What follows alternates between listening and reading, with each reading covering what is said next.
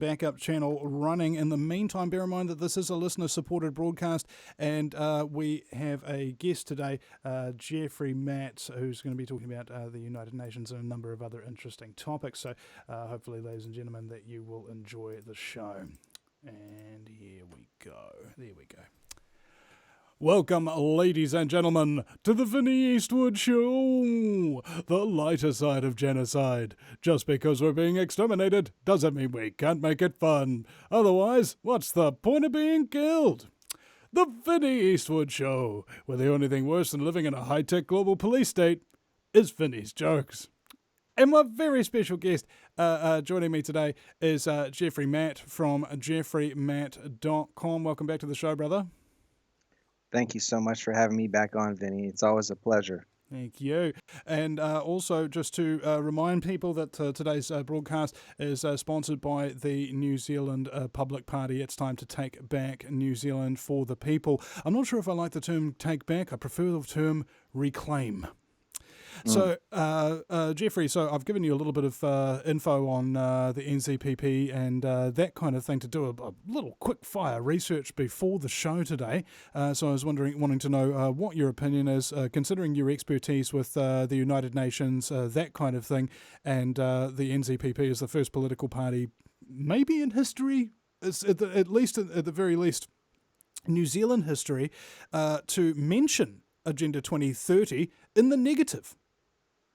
So what do you make of that? Wow. Well, I appreciate the kind words. I don't know if I'm an expert. I think really what I do for those listeners out there who I'm maybe the first time they hear me, I'm just an independent researcher. I like to find patterns. Pattern recognition is just like it's like a hobby. It's in some cases it's almost therapeutic to find hidden patterns and then try to see if there's any correlation with business deals or how corporations work, maybe even go further into movements and stuff like that. So my opinion, and especially with this NZPP, this is very, very new to me, so I won't be able to provide a lot of depth, but I'm very curious and interested in learning more about what this is, because if there is such a thing as a party that can help reclaim or really provide freedom, an opportunity for freedom. It doesn't matter if the party was called Baked Potato. It doesn't matter if it promotes freedom. A double baked, right, Monte Carlo style. And so it could be anything. So if this party is moving in the direction of freedom, then I'm highly interested in that. I found it interesting with the logo. It's very it uses UN blue, so that was the question that was crossing my mind: is what was the when they came up with the logo, what was their thinking process about it, but aside from that, if it helps do that, then I think that's sensational. Yeah, it's pretty unprecedented, and I was suspect about the colour behind the logo as well there. And although they've hired me to help them out and that kind of thing, I am investigating them and I am trying to find out if there is any subterfuge, if there is anything, and so far I haven't been able to find any per se, but I have found things that are like guilt by association, like they spoke here, they did this, they did that, or anything like that, and it was alongside these particular people here. So I can understand people having genuine suspicion, considering the current political climate, of anyone who tells them exactly what they've been wanting to hear. Right. And the other thing too is that any kind of opinion that I give to in this particular show, it's totally subject to change because this is so new to me that but I for sure there's a few things that crossed my mind when I looked at this website that you shared with me, and I appreciate you bringing this to my attention, is that it talks about constitution, reestablish it, promote freedom, have different health versus disease management and stuff like that, where it's just basically a money sucking process where the people get really subpar service and support, and it's built in. In other words, a system that's not corruption's not built in. and 10 people get 90% of everything, and everybody else gets, everybody else has to fend for the rest. I think one of the things that's most important, if there's a party that were to do everything above board within the boundaries of what people call the law, it's actually just policy, which is that's a corporate business code, is to become aware that New Zealand is on the Securities Exchange Commission in the United States, incorporated. And so why is New Zealand a corporation, and why is it on the Securities Exchange Commission under the business search feature? So, I'm not making this up. It's there for, anybody. And this is something that's very important to understand. And then how are they going to manage their resources? Because I've never been in New Zealand. I wish I could come visit, but it looks like it's resource rich, and it looks like it has a high potential to be like a superstar. If you guys had full control, and the individuals in New Zealand are not property, meaning whoever lives in that corporate territory, they're not property, because that's how the social credit system is based off of. If you're property, which is, the state owns you, then you're what's valuable. It's not gold. It's not anything. It's just you're what's valuable in that new economy. So the rebuilding of the Constitution should probably have a digital Bill of Rights where people's privacy, if it's even possible to have it, to try to implement something like that. But I think it's I love any idea that promotes freedom and autonomy and self-sufficiency. I don't know. That's just my 2 cents on it. What do you think? Yeah, well, that was the thing, because at the emergence of this party, I'd been studying the New Zealand situation for 10 years, seeing globalist candidate after globalist candidate after globalist candidate after globalist candidate winning, and then I see a whole bunch of people opposing them. Independent candidate, losing.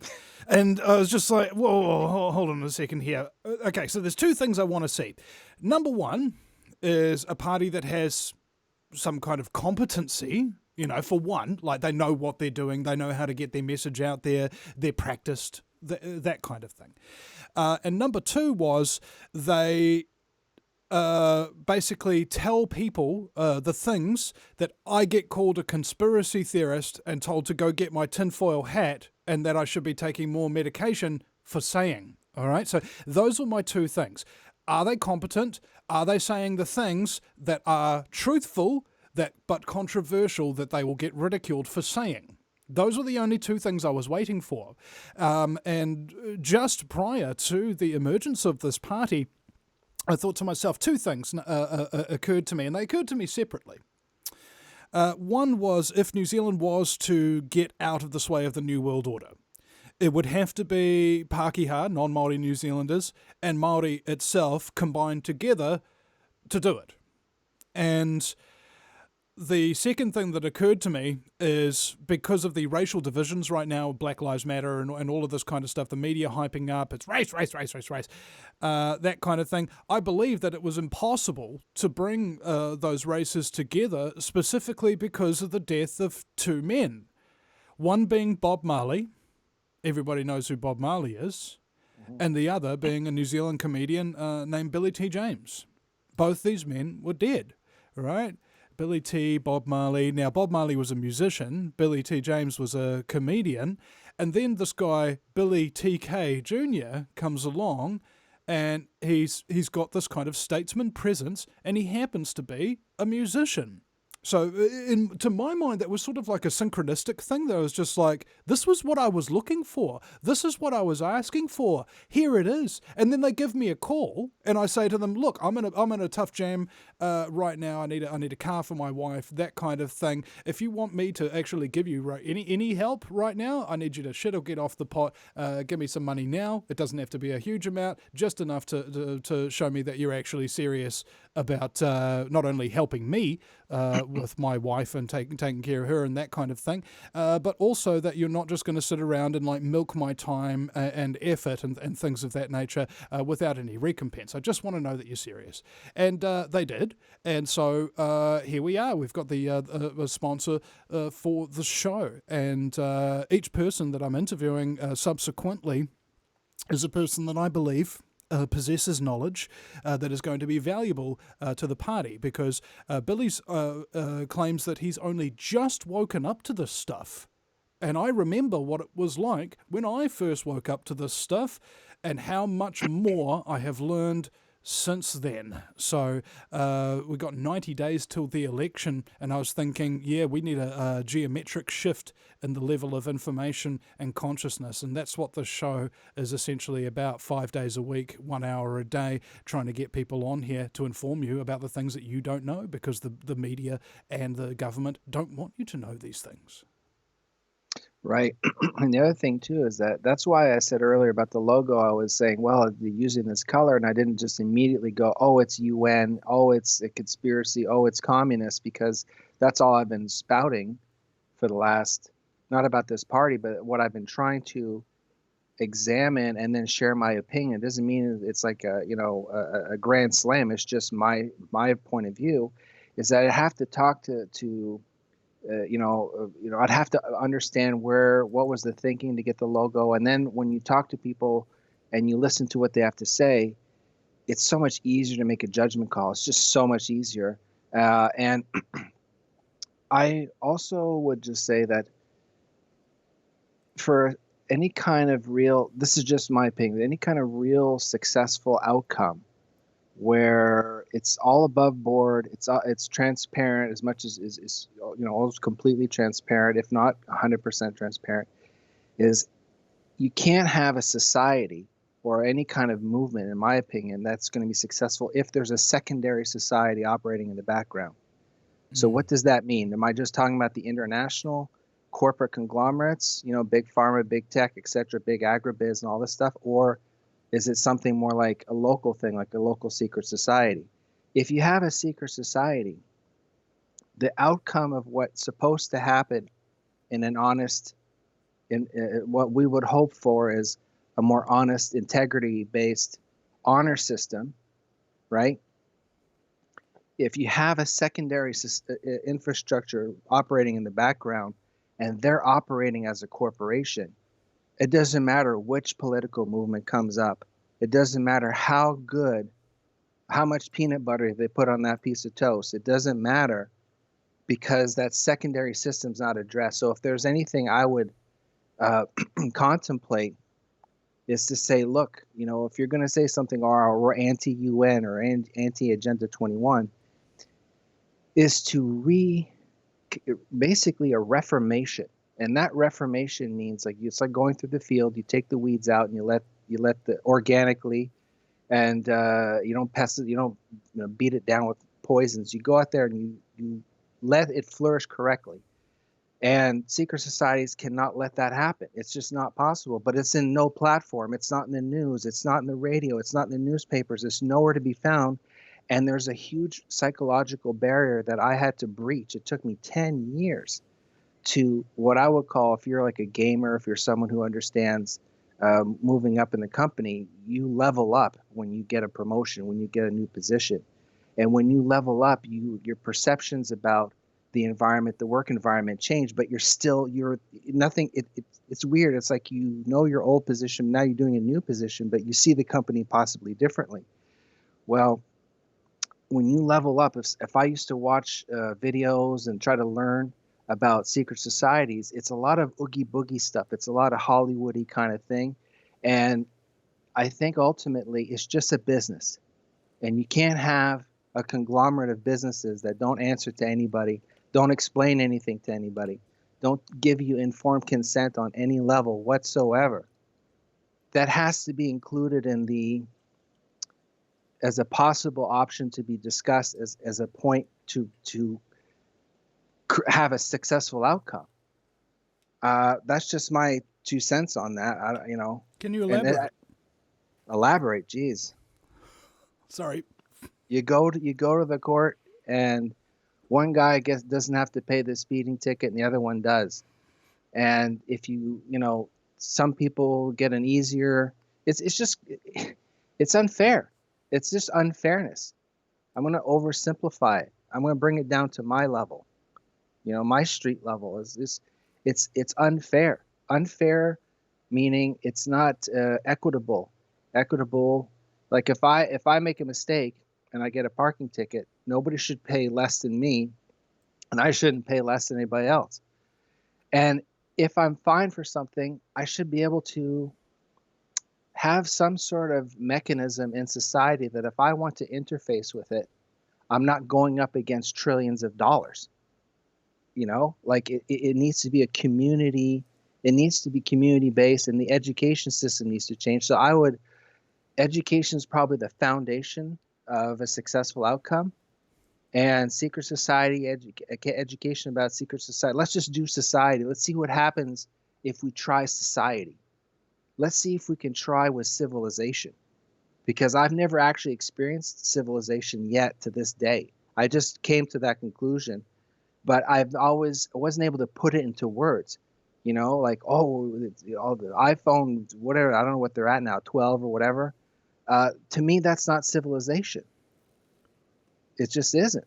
So it could be a tool to help us have civilization, but if there's several hundred, several thousand, several 100,000, depending how what your population is in your corporate country, operating on a completely different corporate agenda than the one that is being pounded out through television, radio, and newspapers, no wonder nothing works.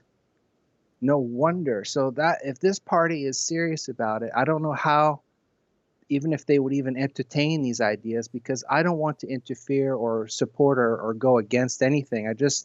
I'm curious. That's all. I'm just curious. And I don't want to pass judgment. I want to learn and understand before I were to make any kind of decision, because just because they use one color doesn't mean that's what they are. I'd have to delve deeper. And then anybody who does this, it's not me or you, Vinny, it's anybody who does this, the caliber of the decision, the accuracy, the correctness, the integrity of it all increases by 1,000 times if you just, take a look, ask questions, see how they react. What are their real goals? And everybody has selfish intentions to a certain degree. Everybody wants to be successful, so there has to be some level of selfishness. But then we can reward these people in the party if they are able to take over. There has to be a compensation package that makes sense, not like the professional sports where one player's paid 80 million. It can't be out of proportion. It has to be within reason, that the majority would feel is reasonable. And so this is, to me, because I'm not a politician, I don't give political advice, legal or medical advice. It's just, I don't know. I think those are the things that stood out for me. I like the fact that they're not pro-UN, because that's communism, and that they're not interested in destroying life, like, regarding abortion and stuff. It's not some sort of sacrificial industry. It's just unbelievable. So there's a lot of things that I thought were interesting and encouraging to see, but I have so little knowledge of it that I'm trying to give you as much as I can just off the top of my head. I only looked at it for half an hour. Mm. Well, let's think about this as well. I'm talking about not necessarily the party and what have you. I'm talking about in terms of policy, right? Because the main thing, if I just here we are, I've got it here. I'm just going to switch cameras for a second here. I'm holding up to the camera. This is Behind the Green Mask, UN Agenda 21 by Rosa Corey, and it is a signed copy. Oh, yeah. She gave that to me back in the day. And I've just contacted her this morning asking if she would be willing to actually come and consult, because the thing about it is, if you're going to be creating policies and things of that nature against or for anything, the best bet, I think, for success on that count is taking advice from people who know what they're talking about, so that they're prepared, and then so that when their policy goes in and gets implemented, it that will actually work, right? That's essentially it, expertise.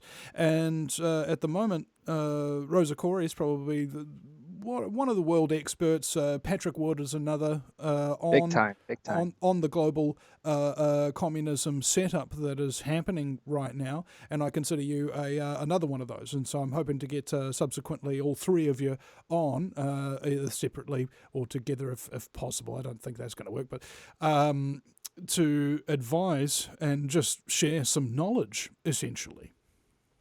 And you're saying it's Rosa. You're saying that you're reaching out to her. Yeah, yeah. I've listened to a couple, and she. What I like about what you're doing, and I hope she's participates, is that she has real experience, and to me, that helps big time. Me, I'm more theoretical, and I'm just doing loose pattern analysis. She's been there, done that. So that's where you're going to get some real meat. I actually would look forward to listening to that. And but from esoteric, meaning like the sort of like the undercurrents, to de-occult, to unhide. That's what I'm interested in, is to unhide things. Because I heard the word occult as in my teens. Oh my gosh, that's like witchcraft and devil worship. No thanks. But then people would, other people, because high school, there's all kinds, right? There's different cliques and all that, and so there are people who say, oh, they're into it, but I never got into it. I just wanted to understand what in the world's going on. So you got to get people who've had experience. If she's had any kind of analysis, business analysis, agenda analysis, well, she's fantastic. But for me, it's just more like, look, you wanted this to work. The best policy in the world won't work if you have secret society infrastructure operating 7 days a week as a corporation. So I also want to mention this, is that, and this is when I say I leveled up, very difficult for me to level up psychologically on this. If someone goes into, example, a secret society, that does not mean they're evil or they're Satan's child. What it means is that there's someone out there made a decision. It could have been literally at a bar somewhere. Man, you got to come on, man, check it out. It could be at a pool hall. It could be in a business room. It could be at a recruiting center. It could be anywhere. It could be someone doing their own homework, and they find out later on, well, it's not what I wanted, or it's exactly what I wanted. Each person is an individual, and it's different. And the level up part is that I was always making a category, oh, no thanks. As soon as I hear secret society, the big guillotine comes down, and it's like I lose rationale to a certain degree because it's so unappealing. But at the same time, I've met people who I know their entire life, they've never looked into any of this stuff, and they say, oh, I'll just go check it out. And I know they're not bad. So then I'm stuck. What do I do? The internet with the YouTube is filled with videos. It's the boogeyman. And then what happens is I adopted the boogeyman psychology, and I wasn't thinking clearly about it. It's just a corporation. It's men who want to hang out. And some of them aren't just hanging out, and that's the problem. The ones who aren't just hanging out, it's not just about getting the double baked potato and the chicken dinner. There's something totally, totally different. That's where there is no freedom. There's no amount of policy. There's no amount of websites and donations or smash the like button. There is nothing that can override a secret corporate conglomerate operating, and that nobody understands what it is. So I don't see freedom possible under that veil. So that's my contribution. Rosa will be far more. She can really probably do a real number on this. Well, she's on the practical rubber meets the road thing. I love it. But I think where your research is really great is that you've looked into and you've joined the dots about the kind of society that is going to be created, that kind of thing. So at the very least, we can scare people enough that they'll actually get off their bums and do something. Well, yeah, and the other thing too is that we're both men, so we have a male perspective on life, and so from a species standpoint, we're sort of like from a physical strength standpoint, in most cases, there are differences that men are supposedly, as a general rule of thumb, sort of like have the fatherly role, the protector, this and that. I'm not saying that it has to be that way. I'm just saying it's a biological state. It's an understood thing. The male protects the female takes care of the children that's the family unit. But women in the workplace and women in life have to confront maybe inequality of wages, or maybe some bias in the workplace or difficulty that maybe you not. Well, I don't want to speak for anybody else, for myself. I think I've never considered what it'd be like to face, maybe problems in the workplace or relationships and all that. But then if you add an extra layer to that of secret societies, half our population is women. How can a woman feel free if she's dealing with biases in all these different areas? And then there's a secret corporate conglomerate operating in the background that women don't usually associate with. I don't, and because they're almost all male, these societies.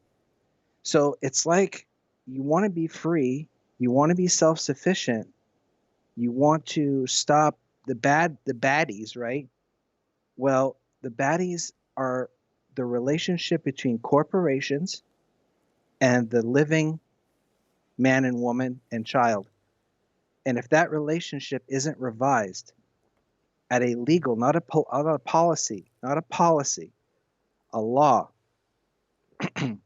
then there is no like I could just talk all day. I could kiss babies and hand out water balls and hand out stickers and buttons until the end of time, and you will never get even the biggest, faintest beginning of chance of what I would call autonomous, citizenry, or autonomous individuals operating in an environment where you could say this is our land, and we're going. And who was the first people in New Zealand? I don't have that historical knowledge or background, but they should be brought into the picture too, because if there's any kind of discrepancy, land was stolen or misappropriated, or there's any kind of bad blood or some challenging history, to leave these people out of the solution would be to me would be, it's not something I wouldn't like that.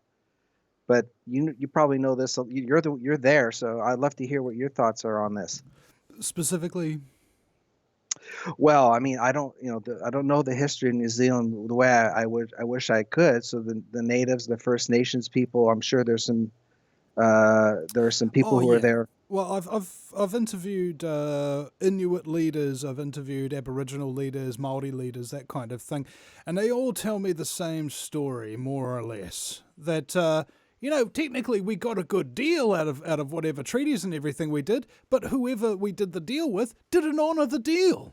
Right? Right. And I think that you've actually touched upon something that is the very cause for that, because whoever's doing the dealing is part of secret societies, and there was always a plan to not Correct. fulfill the heart of the deal. So is that essentially what we're talking about now? How do you create a policy or a law to keep secret societies out of those positions of influence without it turning into some kind of witch hunt? It's very simple. You change corporation law. That's it. So it doesn't mean nobody. So what it does is it doesn't attack the people in the secret societies. It transforms on paper how they can operate, and so therefore Well, yeah. destroy them. And because what happens is that some of these people, it's always it's always the same formula. It seems to be that way. The bulk of the people are good. There's a couple bad apples, but then it's like a antibiotic resistant bacteria.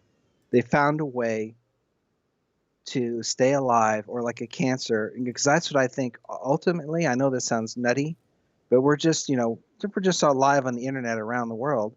But I suspect the study of cancer has been a huge contributor to the reason why we have incredible corruption today, pervasively through almost every institution that we have. Because if you understand how cancer works, and you extract mathematics from it, you extract behavior models from how cancer behaves, and you put billions of dollars of research to really be sure about each, oh, the cancer behaves this way in the sugar or in the pH or this and that. And then they can say, well, I wonder if I would try that in in politics or in agribiz or, or pesticides and all this stuff. And there you go. Now you have a biological scientific elite who understand life better than the rest of the human family. And then they create business models and business patterns around this. And it behaves just like cancer. And it behaves just like, in some cases, a virus. So they can pick stuff that our ancestors have looked at, and then they hoard the information. They get really precise, and then they roll out basically cancer for the mind. Because we're all, almost everybody's addicted to their iPads, hypnotic suggestion. Well, interestingly enough, the cure for cancer is cannabis, and a way to resist mind control is cannabis. Is that why cannabis is illegal? And if it's not illegal, it's highly regulated so that it can't actually work properly? Yeah, it's very possible. I don't know. That's, to me, it sounds very plausible. I haven't looked into it, but I mean, look, look, Vinny, when you say something, I trust it because you've been If I may, beaten I'm down this path. so sorry to interrupt.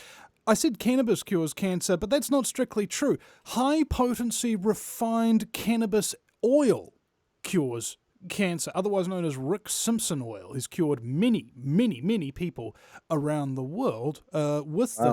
this product.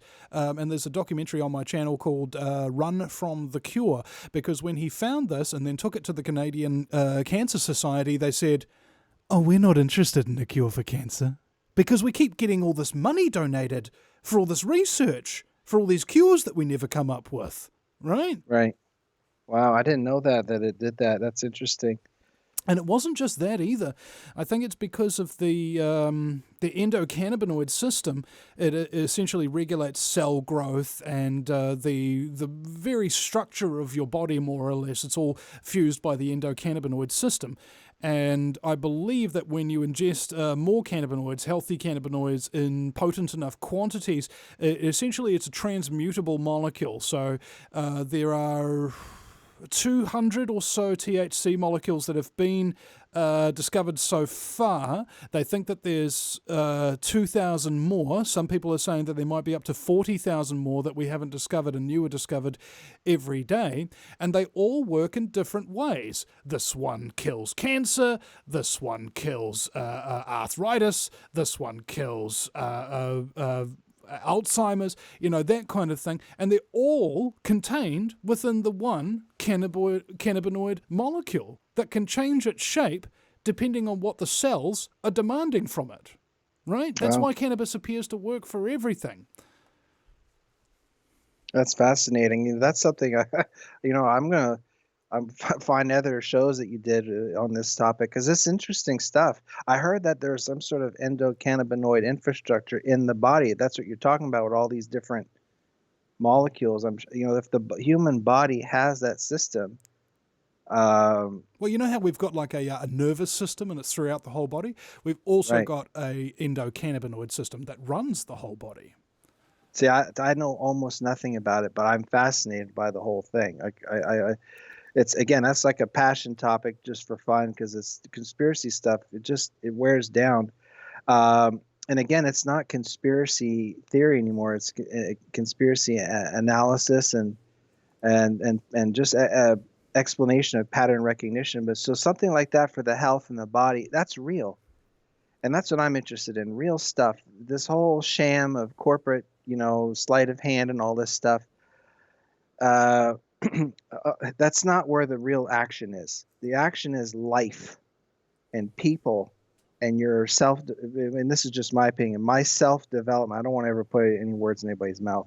My self-development, as long as I'm not bringing harm to anybody, and it's the intentions are what I would consider always geared in the direction that's promoting success for yourself and others. To me, that's where I'm interested in.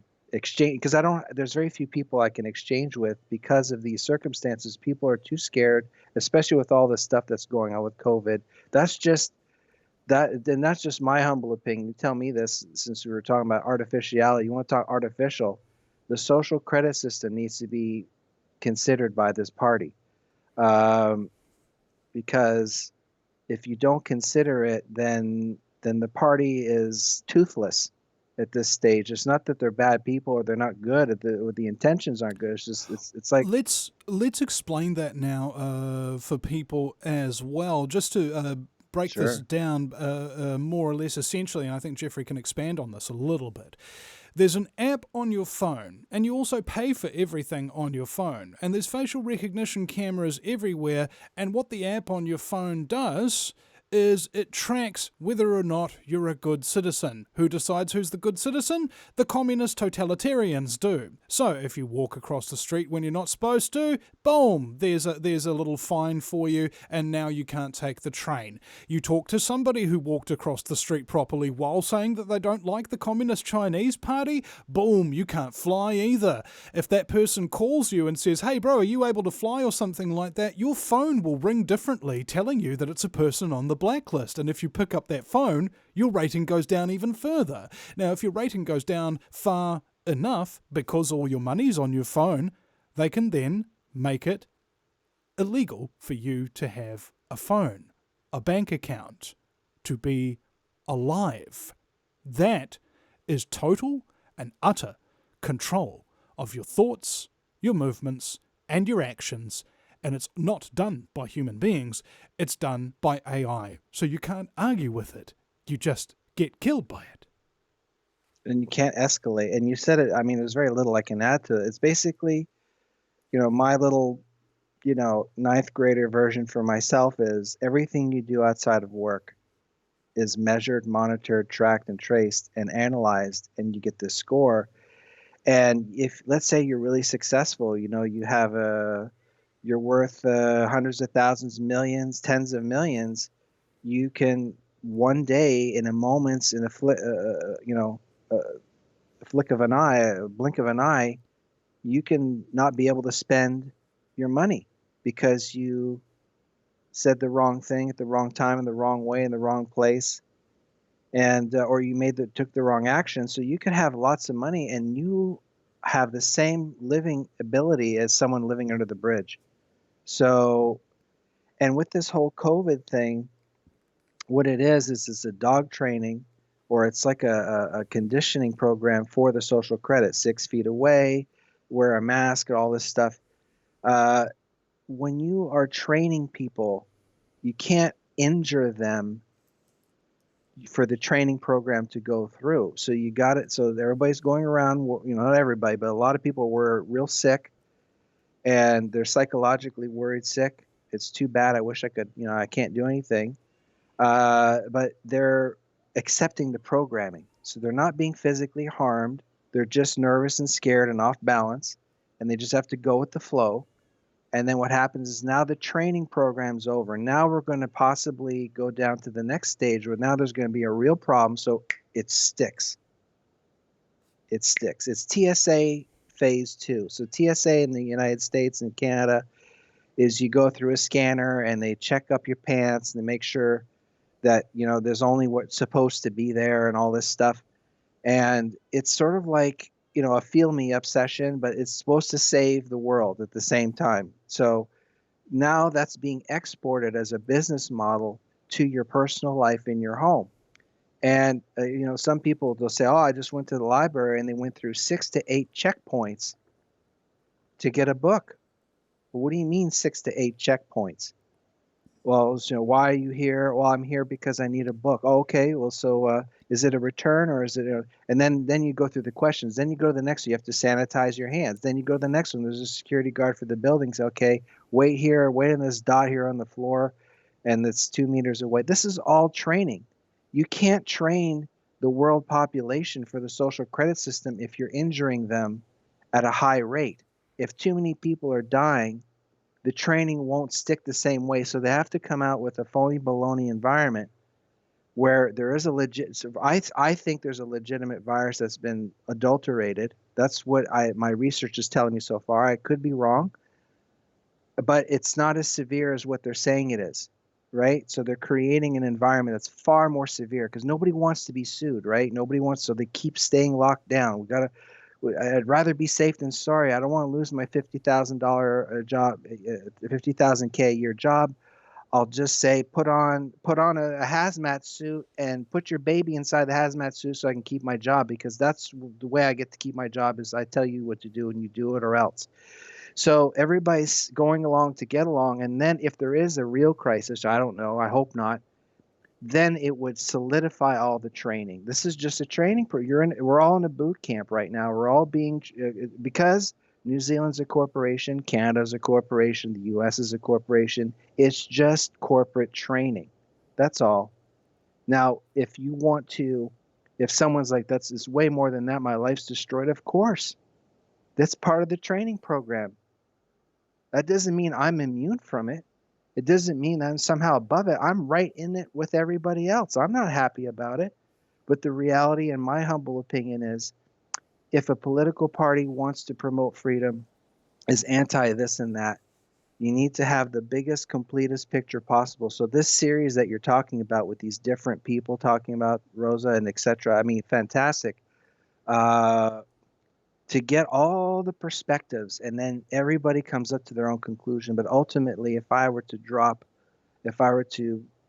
leave what's a couple interesting points, is that we need to consider trying society for the first time, and we can't have a two-tiered society where one's operating in secret and the other one doesn't know at all what's going on, and then the corruption grows like a cancer, and then next thing you know, we are the property and you can't own property because nobody is going to. And here's the best part: does New Zealand have access to the allodial title to the land? I have seen some people who actually claim to have a allodial title, and I also saw those same people get taken and put into vans by the police and then kicked off their lands. So, yeah, you can have a allodial title, but it doesn't matter if you don't have an army to defend yourself. That was the thing. One guy asked me one time, "Hey, Vinny, how do you think I can keep the Auckland Council off my land so they won't tell me what to do with my house building and stuff?" And I go, 50 caliber machine gun nest at the gate? I don't know. Wow. Well, and for the allodial title, it's the thing is the system is rigged. That's the problem. And I used to say, oh, I get so angry about this or frustrated about that and concerned about this and just sad. Ultimately, it's all corporate. And the corporate, the relationship between man and corporation and the position that the man and woman and child are in as property is under communism. And uh, it's really connected to secret societies and world communism. And that's why I did the presentations that I did. I was so lucky to do that on your channel. I don't know if it went well or not, but I hopefully those who did watch it gained something from it or have at least had something positive from it. But world communism you have education. If you don't know about it, you can't understand the problem, you can't address it. So secret societies, allodial, and New Zealand should have an allodial certificate of some kind that is recognized around the world, and then you can really do something because you actually know you own the land, or that it's recognized that you own the land, not your property, the whole island, right, the whole territory. But I'm just thinking out loud. I mean.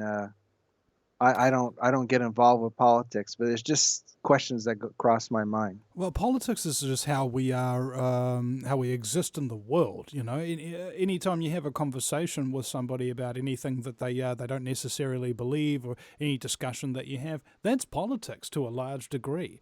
And this mainstream kind of concept of politics is that you have an agenda, you go through, you BS people in order to get some power, and then once you've got the power, you betray everybody who you promised a whole bunch of things to, and then eventually people forgot that you betrayed them and either re-elect you or elect somebody else who's promising what they want. That's what people think politics is, but the reality is it's simply interpersonal communication to a large degree. Having a diplomatic answer to a question, for example, that's politics.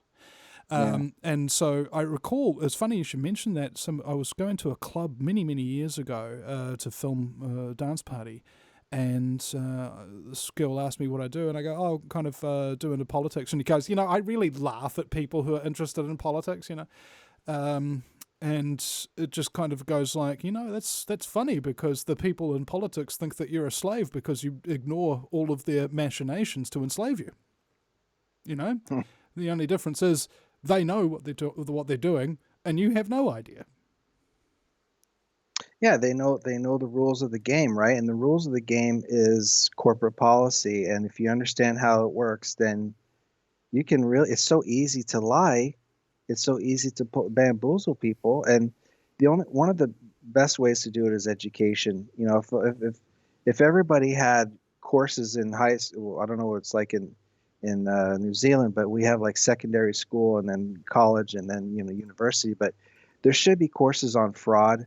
There should be courses on managing money, being self-sufficiency. Like that should be a requirement, and self-sufficiency in all kinds of areas.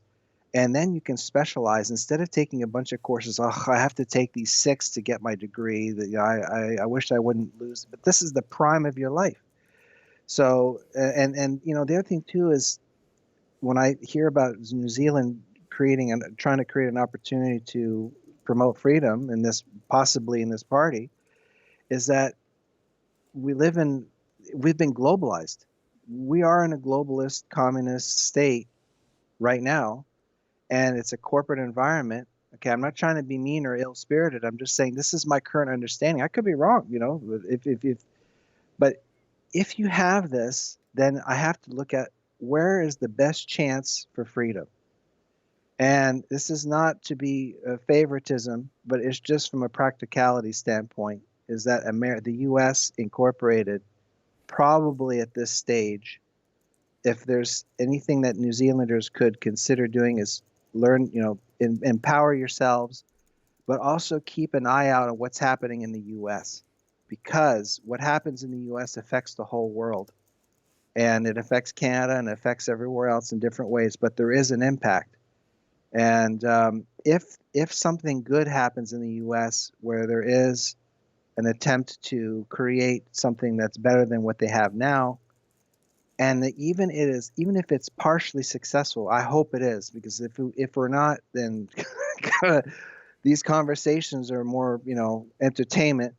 But if something works out, then you have an example to work from, and the elites focus 7 days a week, 24/7, 365 on making sure there's never an example. That's why in schools and universities and courtrooms, we've got to make an example of this person because they understand the power of an example, but they only choose the side where everybody gets destroyed.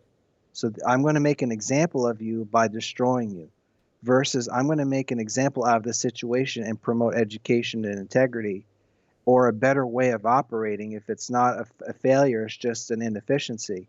So they use the side that is destroyed. So the U.S. is it plays a small role, but it could be a source of an example, and that's why I'm so big on the U.S.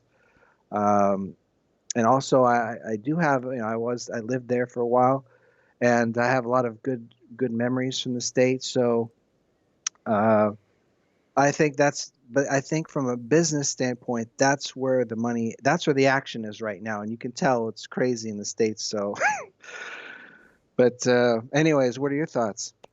Yeah. I think if corporate law and secret societies and the social credit system are addressed, understood, and countered by the party, that I think would give it a leg up in terms of implementation of whatever dreams they've got. All right? So it's like somebody says, oh, I want to do this, I want to do that, and they go, that's not a plan, that's a wish list. All right, so what we want to do for the party is not just have a wish list, we want to have actual plans.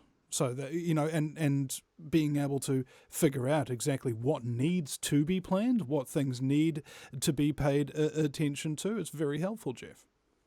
Well, again, this is just my opinion. It's not. It's only designed to be an exchange of ideas, and each individual is part of the solution. So if I say I'm the solution, just simply whoever's listening to this, thank you for giving me your precious time, because that's one of the greatest gifts any human, any living creature can do. Is, if you have a pet, you get that special time with your pet. Well, if you get special time with relatives and family, well, then in the cyber world, when I get to be on your network and hear all these great guests and hear from you and learn from you, well, then it's the same with the listenership. So I consider a gift and your self empowerment. If I can make any kind of contribution to open doors psychologically, point out certain points, even if I'm wrong, once in a while, if I create a more of a good in the end, then that's all I care about. It's like a tennis match or a football match or a basketball match. There's no such thing. Everybody who gets the ball slam dunks it. It's not possible. Everybody who plays tennis, every volley is perfect. No, somebody makes a mistake and loses, and somebody gets it right and wins. So when I present my opinion and information, I hope the listenership keeps that in mind and understands that's my approach. Because if I go in it with, it's this or that or it's nothing, then I don't personally grow. I can't speak for other people, but I don't grow. So I have to listen and I have to accept that I'm going to make mistakes. But I care about the outcome. And I went public. I'm not thrilled about it. I went public because I was thinking to myself, is there a way that I could make some sort of contribution, even if it's one drop in the ocean, but it could lead to a different outcome than we're all exterminated? Then I'm in. We were talking the other day about activist Penny Bright, God rest her soul. And one thing she used to tell me when we were out protesting with her banners and things like that outside Television New Zealand is that with all these people driving past in their cars, seeing these big anti-vax symbols and things of that nature, she says there will be a ripple effect, right? And the way that waves are formed depends upon how long the wind blows, how hard it blows. We are the wind, I believe. All the words that we talk, all the actions that we take are the wind that is turning those ripples into waves. And hopefully we can turn those waves into a tsunami that washes away communism from the face of this earth. Yeah. Yeah.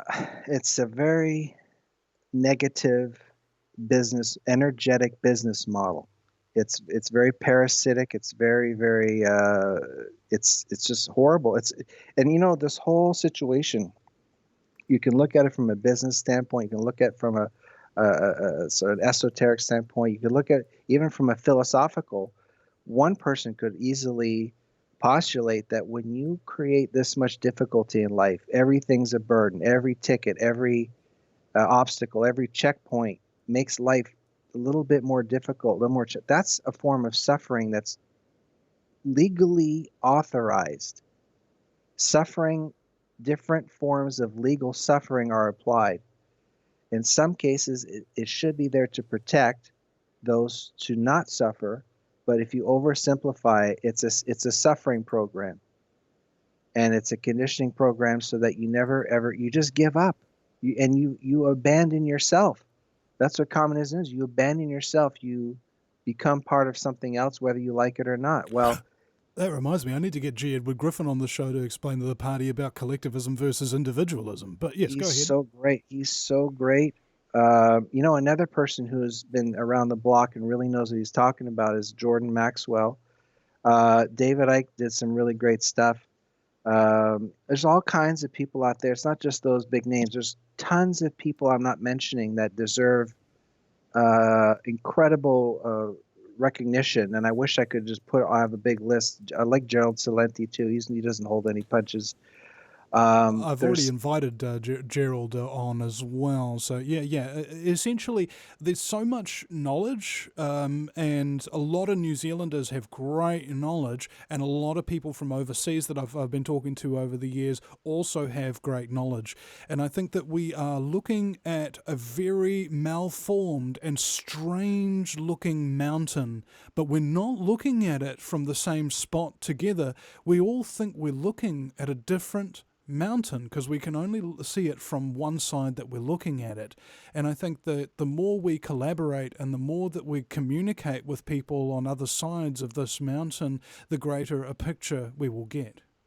yeah, and it's just a quick note that I want to add to it. It's everything that's going on and with the riots, defund the police and all this stuff in the military. I made harsh statements about I'm very disappointed with this and that from time to time. But ultimately, if there's a message that I want to add, is that the people who are trying to protect society, they're forced in a situation where they're policy enforcers and they're basically collection agents. And then you have the corporate secret society infrastructure. For a society to work, our police and our military should not have to join the force and then find out there's a really weirdo game going on once you're in. And nobody really wants to explain to you. And the only way to move up is to sort of lick boots.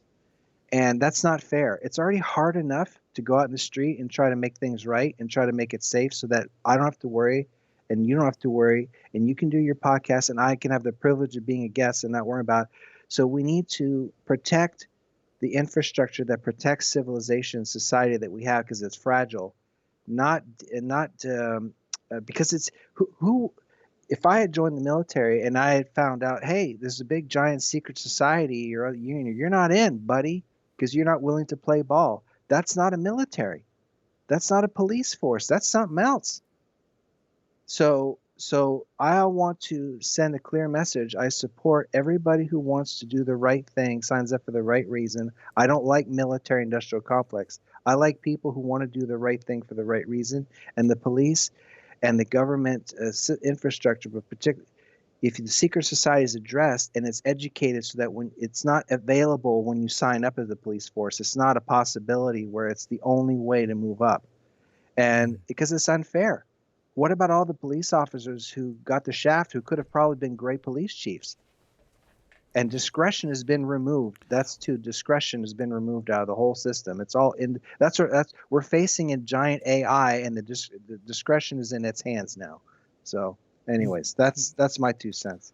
Indeed. Now, we've had 3 police officers on this show, a constable who's talked about the training of the New Zealand police, a sergeant who talked about the corruption in the New Zealand police, and a detective who talked about the bullying and the sex in the New Zealand police. And so Wow. only after interviewing these 3 people did I get a full picture. Because again, they each saw a different mountain. They each thought they were looking at a different mountain, but it was the same thing. So it's we're coming down to this end of the show now. So I do want to actually thank all the moderators who've been posting links and things like that in the chat. Jimmy James on the fence with Muzza. Thank you so much, guys. Benny Mac has been in there too, and Tube Meke. Very very good to see you here, Tim. And also one of my wonderful donors, Richard Bonner, who's been donating and sending little what are they called? Envelopes with money. Yes, he's been sending me envelopes with money. Thank you, Richard. That's so wonderful. And thank you to everybody who's been donating to the Vinny Eastwood Show as well. Now, you might have noticed that the VinnyEastwoodShow.com is down right now. I spent a couple of hours this morning talking with Weebly and that kind of thing in order to try and get it back up, but it's not going to get back up this weekend, ladies and gentlemen. It may not ever, but let's hope that we can resolve it and get the website back up. In the meantime, if you want to contribute, have a look in the description, ladies and gentlemen. There is a Kiwi Bank account number. The PayPal is guerrillamedia77@gmail.com, and you can also contribute at patreon.com/Vinny Eastwood. That's Vinny with a Y, because it's the most important question, and Eastwood, like, go ahead, make my news. So with that being said, ladies and gentlemen, thank you very much for listening to the Vinny Eastwood Show, the lighter side of genocide. Just because we're being exterminated doesn't mean we can't make it fun. Otherwise, what's the point of being killed? The Vinny Eastwood Show, where the only thing worse than living in a high-tech global police state is Vinny's jokes.